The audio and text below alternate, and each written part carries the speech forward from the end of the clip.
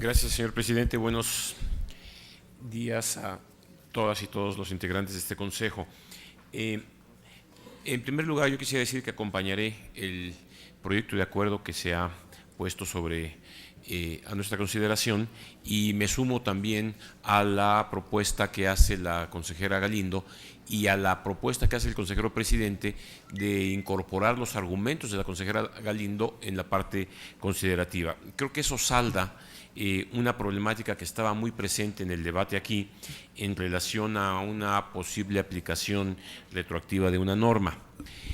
Pero me quiero referir a dos temas que han planteado los consejeros, y la consejera San Martín y el consejero Nassif. El primero, en relación al financiamiento privado y qué trato le debemos dar.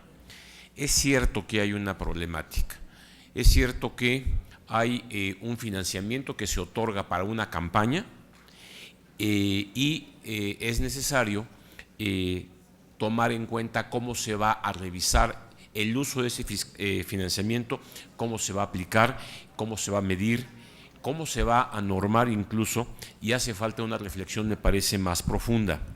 No creo que sea en este instrumento en donde se deba incorporar esta reflexión o de inmediato dar que la solución en automático es, por ejemplo, mandatar que primero se gaste el privado y después el público en una campaña o demás. Yo creo que hay varias consideraciones que hacer, sobre todo si se piensa en el efecto de no gastarlo y cuál sería la forma de devolverlo. ¿Devolverlo a quién? ¿O donarlo de qué manera? ¿O cómo incorporar una norma que nos permita, sí, darle seguimiento a ese financiamiento privado y que los partidos nos digan a lo largo del proceso de fiscalización cómo se utilizó, y si no se utilizó, qué es lo que hay que hacer?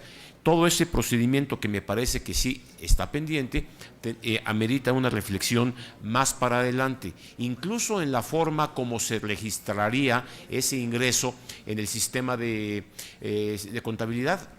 Creo que todo esto amerita, insisto, una reflexión más completa que no se resuelve solamente con un punto más en este proyecto de acuerdo, que en efecto, como se ha dicho, es un acatamiento. Entonces, más bien hay que abrir el debate y darlo en el lugar correspondiente para hacer una solución integral a esta temática.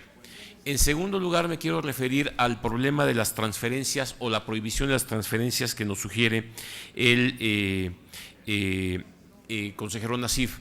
¿Por qué me parece importante reflexionar sobre esto?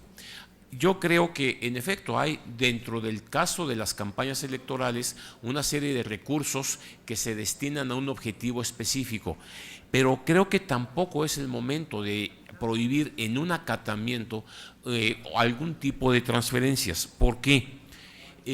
Porque si bien es cierto que hay un destino específico de recursos en las leyes locales para gastos de campaña, también es cierto que estamos hablando de partidos políticos nacionales que tienen que tener capacidad de diseñar sus estrategias a nivel nacional en campañas que puedan beneficiar a diferentes estados de la República y que forman parte de una estrategia partidista a nivel nacional. Yo creo que otra vez se requiere de un análisis más específico y más concreto de lo que deben ser la concepción del financiamiento público para los partidos políticos nacionales y, al mismo tiempo, no caer en la tentación de partidizar a los propios partidos en 32 unidades, como si cada una fueran independientes de las demás. No, hay estrategias nacionales que los partidos tienen todo derecho a definir, y cómo utilizan sus recursos ordinarios para ser transferidos a un estado del CEN de los partidos o del Comité Ejecutivo Nacional o el equivalente a diferentes estados o incluso entre estados cuando se trata de financiamiento ordinario, pero está claramente permitido, precisamente porque son partidos políticos nacionales. Hay que reflexionar qué se puede hacer en el caso del financiamiento para campañas, porque finalmente también se está beneficiando un partido en términos generales. Por eso creo que también en este caso no es en este proyecto de acuerdo donde se tendría que reglamentar nada al respecto, y sí abrir una reflexión en donde podríamos pensar cuál es la posibilidad y cuáles podrían ser las limitantes a este tipo de transferencias. Que, por cierto, preguntando a los auditores, es difícil que un partido político, o no ocurre que un partido político en campaña a nivel estatal saque recursos de ahí para trasladarlo a otro estado.